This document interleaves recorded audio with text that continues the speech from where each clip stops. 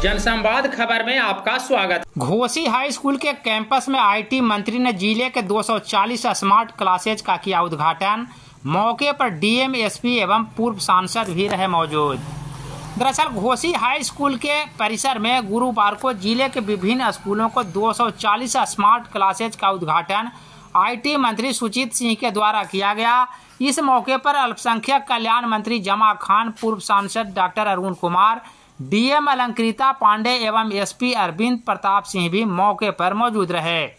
बता दें कि स्वर्गीय संप्रदा बाबू के स्थापित कंपनी एलकम के माध्यम से जिले के विभिन्न स्कूलों में कुल 240 स्मार्ट क्लासेज का फंडिंग किया गया है, जो पूरी तरह तैयार है। और इसी स्मार्ट क्लासेज का उद्घाटन को लेकर आईटी मंत्री घोसी हाई स्कूल के कैंपस में पहुंचे थे। उपस्थित होंगे, इसलिए हम आज आप लोगों से क्षमा मांगते हैं। आप लोग अपना समय, मैं चाहूँगा कि हम लोगों का सारा समय, हम लोगों के अभिभावक हैं यहाँ पे, सांसद साहब, पूर्व सांसद साहब हैं, ये आप लोग अपना समय देंगे। जिलाधिकारी महोदया भी रहेंगी, ये अपने बातों से आप लोग को अनुग्रहित करेंगी।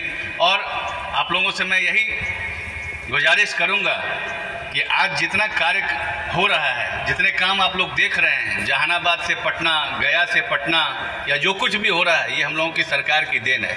आज स्कूलों की स्थिति अगर अच्छी हुई है, सब जगह सड़कों की स्थिति अच्छी हुई है, स्वास्थ्य के क्षेत्र में अगर स्थिति अच्छी हुई है, तो ये हम लोगों की सरकार की देन है। बस आप लोग भी, आपके बगल का पड़ोस का ही क्षेत्र है जहाँ पे चुनाव हो रहा है, आप लोगों से भी गुजारिश करेंगे कि आप लोग भी वहाँ पे अपना संदेश जरूर भेजें और हम लोगों के सरकार के हाथों को मजबूत करें। इन्हीं शब्दों के साथ मैं अपनी वाणी को विराम देता हूँ। धन्यवाद। और यह देश दुनिया में इसीलिए जाना गया है कि हम शैक्षणिक रूप से दुनिया को दिशा देते रहे।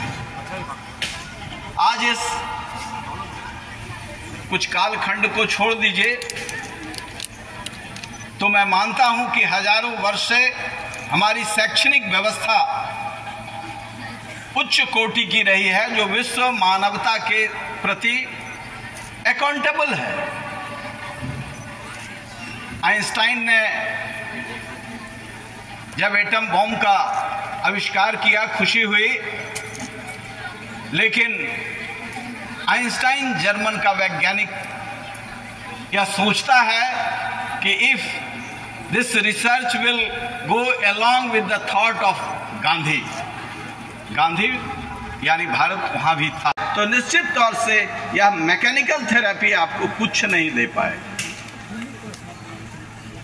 यह नेचुरल थेरेपी नहीं है। नेचुरल थेरेपी है चरित्र के साथ निर्माण। और यदि चरित्र बल का शिक्षक होगा तो छात्र भी उनके उसी तरह के होंगे। और तब जो अरविंद बाबू को परेशानी होती है सामाजिक अराजकता का, 1000 चैलेंजेज है जिला प्रशासन के सामने, 1000 चैलेंजेज है। हम सिर्फ ट्रांसफर नहीं कर सकते चुनौतियों को। तौर पर इसलिए भी धन्यवाद कि जहानाबाद जिले से जो पुरानी परंपरा रही है और यहाँ से बाहर जाकर लोगों ने देश और विदेश के जिन क्षेत्रों में अपना नाम अर्जित किया है, ये देखकर बहुत हर्ष होता है कि उनमें बहुत सारे लोग किसी न किसी रूप में अपने पद, अपने अर्जित धन या अपनी प्रतिष्ठा के माध्यम से वापस उन्हीं क्षेत्रों में निवेश कर रहे हैं, अगली आने वाली पीढ़ी के भविष्य को संवारने के लिए।